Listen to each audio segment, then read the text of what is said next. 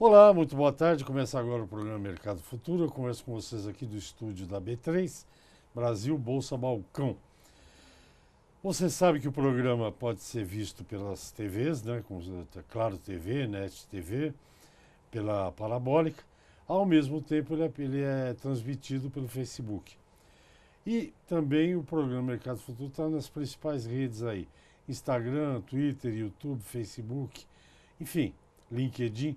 Você pode acompanhar notícias e o programa também por essas redes. Bom, gente, cada vez que eu entrevisto alguém da Universidade de São Paulo, eu faço aqueles 1000 elogios, né? Porque nós, paulistas, eu pelo menos tenho muito orgulho da universidade que eu tenho aqui no estado de São Paulo. Ela foi uma vitória aí, lá que a gente conseguiu, depois de uma rebelião paulistana, né? Chamada de Revolução 32, a USP veio logo depois disso, e é uma universidade reconhecida nacional e internacionalmente. Pois bem, dentro da USP, que tem várias faculdades, tem a Faculdade de Medicina Veterinária e Zootecnia. Eu vi uma historinha curta no WhatsApp, feita lá pelo Durval da USP, professor doutor Durval, e ela começou com uma faculdade só de veterinária, depois num prédio, acho que aqui no centro. É uma historinha muito legal. Bem, o fato é que a Faculdade de Veterinária e Zootecnia está completando 100 anos. Ela começou a funcionar em 1919 e estamos em 2019. Vai ter muita festa, é claro, mas hoje eu tenho a felicidade de ter conseguido trazer aqui o diretor da Faculdade de Medicina Veterinária, que conhece muita história desses anos todos, né? Não vou dizer dos 100, mas ele deve conhecer muito dessa história toda. Trata-se do professor doutor José Antônio Vizintim. Ele é diretor da faculdade. Professor, muito boa tarde. Muito obrigado pela sua presença. Muito obrigado pela oportunidade. Bom, primeiro parabéns aí. Desses 100 anos o senhor participou bem uns 30, 40 por aí? Eu acho que 42 como aluno. Que eu entrei em 1973, né? Formei em 1977 e logo na sequência eu fui contratado como docente. Então, pelo menos 30 anos de docência. 40 anos de docência, porque foi em 1980, agora o ano que vem, em 2020, eu completo 40 anos de docência. Então é uma travessia boa. O senhor é especializado o senhor é professor de reprodução? Eu sou especialista, eu fui contratado pelo Departamento de Reprodução Animal e trabalho especialmente com bovinos, okay, né? Porque nós temos o departamento, mas várias especialidades, várias espécies. Então, lá cada professor tem uma atividade. Por quê? Porque a escola, ela nasceu realmente com esse objetivo de pesquisa. Ela não é só uma captação de informações nos livros, na biblioteca. Não, ela faz pesquisa. Então, o que nós transmitimos para os nossos alunos, ela tem uma grande parte que é a pesquisa. Então, são resultados de pesquisa feito dentro da Universidade de São Paulo. E aqui, uma colinha que eu tenho aqui pode colar, né? É forte. Então, diz aqui que o senhor fez o primeiro clone bovino. Como é que começou? Conta pra gente. Então, porque o laboratório meu é na área de biotecnologia da reprodução, okay, né? Então, nós trabalhamos. Eu comecei com a inseminação artificial, depois eu passei para a transferência de embriões, que a gente vai evoluindo o tempo. Depois nós entramos para a fecundação in vitro e depois, é claro, essas ferramentas, elas nos dão suporte para produzir os clones. Okay. Então, foi nesse sentido que eu preciso, na montagem do clone, eu preciso de um grande trabalho de base do chamado oócito, né? O óvulo, né? Que nós temos que trabalhar, depois tem toda uma tecnologia. E o importante é que o nosso clone bovino, ele foi o primeiro clone bovino produzido no Brasil com célula adulta. Não era uma célula, vamos dizer, uma célula de embrião que nós pegamos e transferimos para esse óvulo enucleado. Não, nós transformamos essa célula adulta em uma célula germinativa. Então esse que foi, porque teve o primeiro clone bovino, mas de célula de origem embrionária, né, que foi na Embrapa de Brasília. Mas o primeiro clone brasileiro de célula adulta foi produzido pela USP. Nós produzimos dois, um macho, né, que depois nós fizemos na sequência, e depois nós fizemos um clone feminino, esse é Nelore. O primeiro era mestiço, né? Porque era um tipo de treinamento, a gente pega todo esse trabalho, mas o segundo clone é de uma vaca de alto nível que nós conseguimos, a célula adulta também transferimos. E esses clones, eles viveram 14 anos, uma vida, um bovino hoje, a vida útil dele é máximo 7, 8 anos, né? Porque é ao descarte, né? Ele tem uma atividade reprodutiva e depois ele é descartado. Agora, os nossos clones não, nós não tínhamos interesse, não é comercial, e nós deixamos eles lá e eles foram se reproduzindo, né? Então, no começo era aquela preocupação, olha, você está produzindo um clone, você está se colocando como Deus. Não, nós estamos fazendo ciência. Né? Então, ciência, todos. E depois mostrou-se que os animais eram totalmente normais. Isso é razão porque cada um viveu 14 anos, cada um, né? E tem filhos. E depois esses animais nasceram, cresceram, foram abatidos, avaliação de carcaça, tudo normal, né? Então não teve. É claro que toda a tecnologia nova ela causa uma certa tensão, né? Nesse aspecto, né? E também antes disso aí, nós também, o laboratório, juntamente com o laboratório de biologia da USP, nós produzimos o primeiro animal transgênico do país, que foi um camundongo transgênico portador da doença de Marfan, que é uma doença muito séria no ser humano, e nós produzimos com esse intuito. Olha, se a gente produzir esse transgênico com que carrega essa doença, quem sabe com esses animais nós podemos produzir medicamentos ou técnicas que possam amanhã curar o ser humano. Né? Então, eu acho que isso é importante, que dentro da veterinária nós estamos também produzindo muitas coisas boas para a medicina humana. Né? Então, você vê clones, essas coisas todas, animais transgênicos, atrás dessa tecnologia, que é uma tecnologia de ponta, ela serve não só para a área da pecuária, mas ela serve também para o desenvolvimento de produtos que interessam a área humana, né? Principalmente os biotérios. Porque somos todos mamíferos, não né? é? Deve ter semelhanças. Né? Claro, muito. Né? Então, é claro que não dá para você produzir tudo, né? Nós tentamos também produzir um bovino transgênico com dupla musculatura, mas não deu tempo, algumas coisas nós tivemos que parar. Mas você imagina se você produzir um boi aí de 1,5 toneladas, né? Claro que depois nós vamos criar problema com o frigorífico, mas isso é outra etapa. Né? Você vai criando as etapas e vai solucionando. A própria ciência resolve essas coisas. Então eu acho que a Faculdade Veterinária Isotecnia da USP, ela é top de linha nessa área de pesquisa. Professor, já passou um bloco, vamos para um intervalinho, a gente já volta já. Eu entrevistei algum pesquisador aqui, não lembro se era da USP ou de outra universidade, que eu estava perguntando sobre pesquisa, e ele me disse uma frase que eu achei engraçada, depois o senhor pode comentar depois do intervalo. Dizia, Resch, até quando dá errado, a pesquisa é importante porque faz a gente ficar mais esperto. Bom, eu converso com o professor doutor José Antônio Visitim, ele é diretor da Faculdade de Medicina Veterinária e Isotecnia da USP. A USP está fazendo 100 anos e o professor está contando para a gente um pouco da história desses 100 anos. Nós voltamos já, até já. Ok, estou de volta. Ao meu lado o professor José Antônio Visitim, diretor da Faculdade de Medicina Veterinária e Isotecnia da USP. Essa faculdade está completando 100 anos. Esse ano vai ter muita comemoração. E o professor está contando alguma coisa da história, falando de pesquisa, que a pesquisa é fundamental.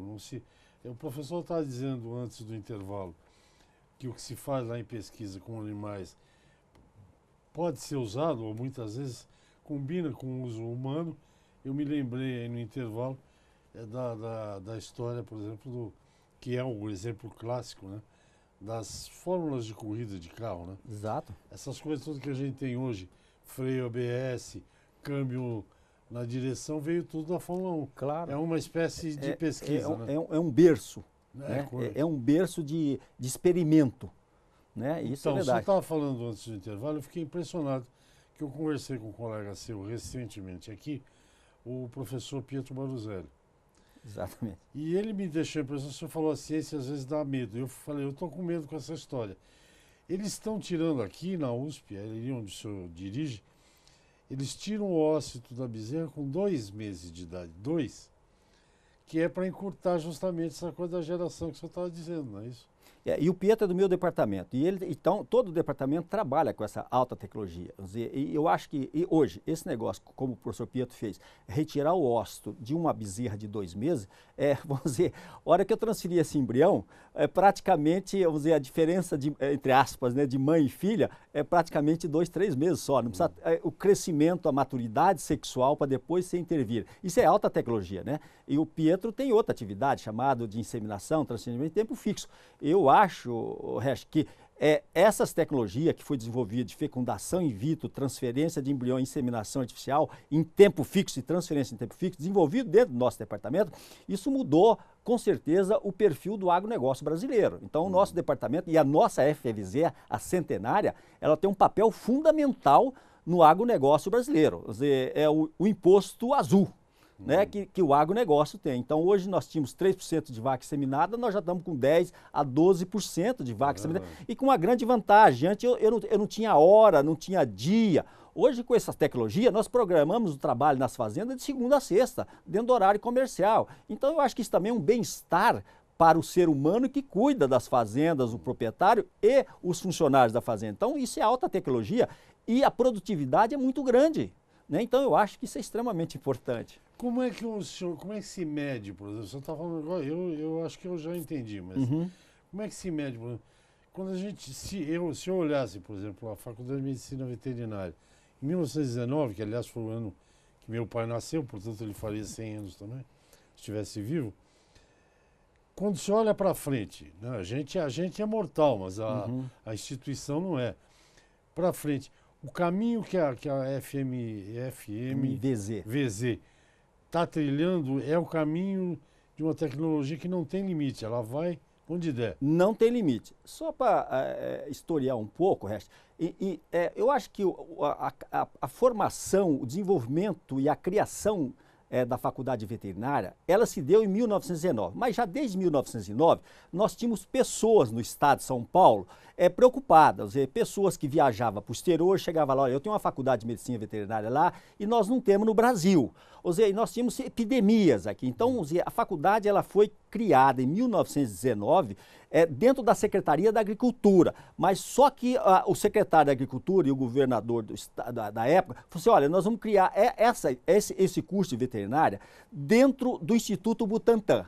Porque em 1917 foi criado o Instituto de Veterinária do Butantan, porque o Butantan sempre trabalhou na área humana e sempre com área de pesquisa. Então foi criado esse Instituto de Veterinária lá para poder ajudar a cuidar das doenças da pecuária paulista. E era um problema seríssimo. O que aconteceu em 1919? Então falou, olha, nós precisamos criar um curso de medicina veterinária para cuidar do agronegócio brasileiro. A FMVZ foi criada para cuidar do agronegócio paulista. Eram as dificuldades. E aí foi o seguinte, olha, nós vamos criar o instituto, a faculdade, só que nós precisamos ter um apoio científico. E o apoio científico ficou para o Instituto Butantan. Então, a Secretaria da Agricultura que cuidava da parte de aplicação em nível de campo, né, nas fazendas, as coisas, mas quem dava suporte realmente científico foi o Instituto Butantan. Por isso que ela nasceu com a pesquisa. Ela não simplesmente nasceu uma escola em 1919 de observação. Então, nós tínhamos muita importância, e nós temos, a origem nossa, são advogados, são médicos, são agrônomos, são pecuaristas. Então, um grupo de pessoas da elite paulista que tinham conhecimento e falaram assim, nós precisamos criar uma escola de veterinária para ter profissionais capacitados para poder agir em cima do agronegócio daquela época. É claro que o PET naquela época ele não tinha tanta importância, mas o agronegócio era extremamente importante. Então, por isso que ela foi criada com a pesquisa. Então, o berço dela é pesquisa. E depois ela foi, em 1934, ela foi incorporada à USP. Aí foi peso total, porque a USP é pesquisa. E esse é o sonho nosso. Então, a evolução dessa escola, desse curso, ela passou do Butantan, depois ela foi transferida em 1928 para Pires da Mota, houve uma troca lá, existiu o Instituto Vacinogênico e o Butantan era o Instituto Biológico, eles inverteram, transferiram para Pires da Mota o curso de veterinária e o Instituto Vacinogênico voltou para dentro do Butantan, que é o berço dele. Então eu acho que ela teve uma grande importância nesse aspecto. E depois em 34 ela foi incorporada para a USP, né? Ela teve teve os seus baixos e altos, mas ela foi incorporada e a USP foi feita em 1934, como todos nós sabemos, da Revolução de 32, e depois teve um grupo de pessoas da elite para falar, nós precisamos criar uma universidade de pesquisa, aprender com ciência. E foi isso, então, eu acho que teve 6 faculdades isoladas, que o governo juntou essas 6 faculdades, criou a Faculdade de Filosofia e aí formou-se a Universidade de São Paulo. Por isso que a Universidade de São Paulo hoje ela é responsável por 40% da pesquisa do Estado de São Paulo e 22% da pesquisa do país. Né? E nós estamos inseridos nisso. Por isso que o desenvolvimento científico e tecnológico, o agronegócio, o PET brasileiro, aqui dentro da USP, ela é importantíssima. A USP tem esse papel. E a FVZ é parceira em todo sentido do agronegócio e do PET. Né? Porque hoje a indústria de ração do PET ela é muito poderosa. PET é cachorro, cães e gato. Não, cães e gato. Né? Porque o resto só tendo uma ideia, nós temos a única unidade da Universidade de São Paulo que trabalha em 2 campi. Nós trabalhamos em São Paulo e Pirassununga. Então, São Paulo foi a sede, ela foi exatamente em Butantã, ela foi exatamente na Pires da Mota, depois ela voltou para a USP, chamados Barracões, e hoje ela está numa sede definitiva, lá na cidade universitária. Mas desde 1957, que a fazenda de Pirassununga pertencia à escola. E a escola, até 1992, que nós aí transformamos ela num campus. Mas até então, toda a parte do agronegócio, o forte do nosso agronegócio, de treinamento, de ensino, de graduação, de pós-graduação e de pesquisa, é no campus Pirassununga. Tem outro curso lá, mas o nosso ele é um curso centenário e ele já tem mais de 50 anos, vamos dizer, 60 anos que nós temos essa atividade. E o nosso aluno mora, inclusive, lá, tem todos os departamentos. Então, isso é uma parceria, né, do desenvolvimento tecnológico de ponta. Né? Uma grande vantagem desse curso de veterinária da FVZ USP é que nós dispomos de animais. Vamos dizer, então, o aluno nosso pode aprender nos protótipos, mas chega no momento, ele tem um treinamento dele tudo em animais. Porque quando ele se formar, ele vai trabalhar com animais, seja pequenos, seja grandes e seja animais de selvagem. Ele não vai trabalhar com protótipo. Não. Vamos ao intervalo, já é o último bloco, a judiação é muito rápido. Eu sei de algumas faculdades que foram incorporadas, né? A de Direito aqui no Lago São Francisco, a de Piracicaba, Exalc, né? A Poli, a Medicina, a Odonto e a Farmácia. Só criaram a de Filosofia, então? E só foi criada a Filosofia, que era para dar uma juntada, porque tem vários cursos na Filosofia, antes era junto. Então, o que faltava, o que fugia dessas 6 qualificações, dessas 6 faculdades, a Filosofia criou um curso com várias especialidades lá dentro. Vamos ao intervalo. Eu converso com o professor José Antônio Vizintim, que é o diretor da Faculdade de Medicina Veterinária. Belíssimo programa da USP aqui de São Paulo. São Paulo e Pira, né? Porque são 2, um campus, plural é campi, viu? Para quem não sabe, por isso que... Vamos ao intervalo, eu volto já. Ok, estou de volta. O programa hoje fala dos 100 anos da Faculdade de Medicina Veterinária e Zootecnia USP, que tem aqui o campus em São Paulo e outro em Pirassununga. E boa parte, os alunos vão para lá para lidar com as coisas de fato mesmo, né? Com animais, com campo e tal. Professor, eu tenho uma falha no meu currículo que eu não sou formado pela USP, mas eu fiz para me consolar, eu fiz um mestrado em mercados financeiros e derivativos na fundação que pertencia à FEA, que é da USP, né? A Faculdade de Economia, para o meu consolo. Então, e fiz muitos cursos de extensão cultural na USP, mas não tenho um título de um diploma da USP. O senhor está 2 legislaturas como diretor, o que não deve ser fácil. O Brasil é um país complicado, dinheiro para ensino é raro, deve ser uma luta, eu não quero ficar chorando aqui as pitangas. Mas aí, o senhor vai sair da diretoria quando terminar o 2º mandato e vai voltar para onde? Vai voltar da aula? Não, eu volto. Eu normalmente, a gente tem a diretoria, mas aí eu não deixo de dar minhas aulas teóricas. A prática é complicada, porque a prática é todo dia. Então não dá para coordenar as 2 agendas. Mas agora eu terminando a diretoria, eu volto o tempo integral para o meu laboratório. Então, e o meu laboratório está vivo, eu tenho pós-graduando, eu tenho uma série de coisas. Então eu volto a ministrar não só as teóricas, mas as aulas práticas também, né? Então isso é importante, porque como a gente diz, né? Eu estou diretor, mas eu sou professor, né? Então isso é importante que nós tenhamos essa... Eu acho que... E a última coisa que eu vou parar de trabalhar antes de aposentar vai ser a graduação. Né, eu posso parar as outras atividades, mas o ensino da graduação, ele é fundamental na formação de recurso humano para o país, né? Quer dizer, pessoas de alto nível, não adianta nós ir da universidade. E eu sempre tive essa mentalidade. Eu trago todos os produtores rurais para dentro da escola, porque eu faço pesquisa e eu faço profissionais para o produtor, que é quem produz riqueza. Então, esse indivíduo tem a porta aberta dentro da minha escola, né, desse aspecto. Ele vem para cá, ele trabalha, ele produz e ele busca a tecnologia. Né? Então, eu acho que isso é extremamente importante. Nós somos de alta tecnologia na área, vamos dizer, de melhoramento animal, de nutrição animal, prevenção de doenças, né, e todos esses aspectos. É claro que isso na área de produção animal. Agora, porque nós temos um hospital de pequenos animais, de cães e gatos, também top de linha. Né? E além disso, nós formamos também profissionais de alto nível na área de animais silvestres. Então, isso é uma trajetória desses 100 anos da escola, e todos os professores, cada um botando o seu tijolinho em cima desses 100 anos. Então, graças a Deus, somos o que somos, porque devemos ao passado. Não, e o futuro, aparentemente, às vezes as pessoas não têm ideia, mas tudo que a gente ingere, tudo que a gente come, passa por um par de olhos de veterinário.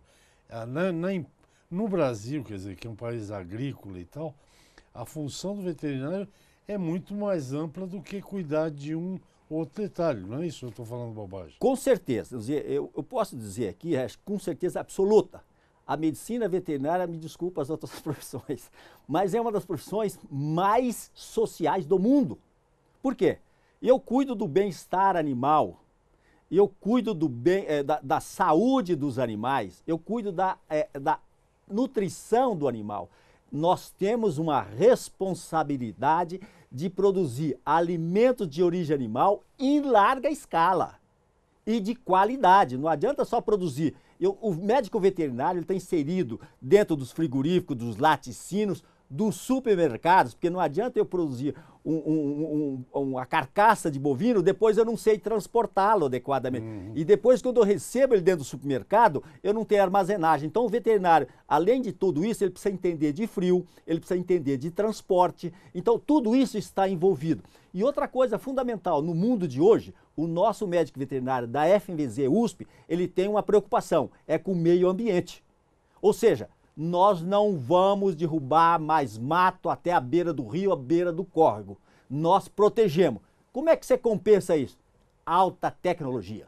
Onde no passado eu tinha um alqueire de terra para 2 bovinos, hoje eu tenho um alqueire de terra para 12, 13 bovinos. Eu botei, acima de tudo, genética, porque esse bovino transforma a alimentação. Então a precocidade dele é muito maior. No passado nós tínhamos uma produção que hoje nós estamos fazendo, no mesmo período, 3 abates dos bovinos e nesse sentido. Então eu acho que isso é extremamente importante. Precocidade, genética, nutrição, meio ambiente. E tem uma coisa, eu acho que para o século XXI, eu estou estimulando na minha escola e nós estamos nos preparando para algumas coisas. Bem-estar animal. O que é bem-estar animal? Alimentado adequadamente. Saúde. E além disso, nós vamos tentar, com o tempo, desenvolver o seguinte. Gado de leite, suínos e aves terão que ser em galpões com ar-condicionado. Porque o animal bem cuidado, bem-estar animal, ele vai produzir tranquilamente em larga escala. Não adianta querer produzir um boizinho, uma vaquinha. Isso era 70 anos para o meu avô, né, que eu vivi essa fase. Então, as famílias produziam o seu próprio alimento e ainda sobrava um pouquinho para vender, porque no campo nós tínhamos 85% da população. Sim. Hoje inverteu. 85% da população está na cidade e 15% no campo. Então, esses 15%, ele não é na enxada que eu não vou arar a terra com boi, com cavalo, com burro. Não. É toda a maquinaria. Então, o campo hoje ele é altamente especializado, né? E aí o que eu faço? Eu tenho que preparar recurso humano para poder atender essa demanda. O Brasil, em 2050, nós seremos responsáveis, devemos ser responsáveis por 40% da produção de alimentos no mundo. Então nós temos que precisar de alta tecnologia. Isso que a FVZ, USP, está fazendo e ela está desenvolvendo. E cada dia a gente se depara com uma nova tecnologia e com professores preocupados e alunos preocupados, porque nós temos que formar esse recurso humano preparado para esse novo meta que é o século XXI. Porque o mundo está mudando muito rápido. Claro. Essa semana mesmo eu li. E nós temos quanto tempo de programa? 2 minutos só? 2? 1 minuto? 1 minuto não dá para... Mas eu li aí que, se o senhor tiver oportunidade, acho que é na época dessa semana, na revista Época, uma mulher falando da tal carne de laboratório lá. Que é uma outra atividade. Professor, 1 minuto, o senhor pode... Eu acho que a carne de laboratório não deixa de ser pesquisa. Porque aquele negócio, a pesquisa de hoje, vamos fazer uma entre aspas assim, mas isso não vale nada. Espera aí, mas amanhã ela pode ser isso aqui. Ou seja, eu posso produzir um alimento no laboratório, uma carne no laboratório. Quanto custa? Então tem uma fase de transição, né? Sei lá, 10, 20, 30 anos. Se depois esse laboratório tiver infraestrutura suficiente para essa demanda da população mundial, eu acho, não descartamos nada. O que hoje se observa, mas isso eu acho que não tem futuro. Você que pensa. Era todas as técnicas nossas. Inseminação, transferência de embriões, fecundação in vitro, clonagem. Era um sonho. Hoje é realidade, né? Então o campo, e nós da FVZ abastecemos o campo com profissionais de alto nível e pesquisa de alto nível, para que ele possa produzir riqueza para o país. Professor, muitos parabéns, muito obrigado. Belíssima entrevista, fazia algum tempo que eu não falava com alguém com tanto entusiasmo como o senhor. E você, como já fez mestrado, doutorado da USP, você já tem o carimbo USP, é o último que vale, então você é uspiano. Muito obrigado, isso foi a melhor parte, isso foi um presente. Professor Vizintim, muito obrigado. Sucesso e até a próxima oportunidade. Se Deus quiser. Muito obrigado pela oportunidade e a FVZ está sempre de porta aberta para vocês do jornalismo, da TV, o que vocês precisarem de informação, porque a Vista tem especialidade e se interessar a vocês, nós temos todas, é só questão de buscar. Muito obrigado. Um bom dia. Gente, é isso, bom dia para vocês, até o próximo programa, obrigado.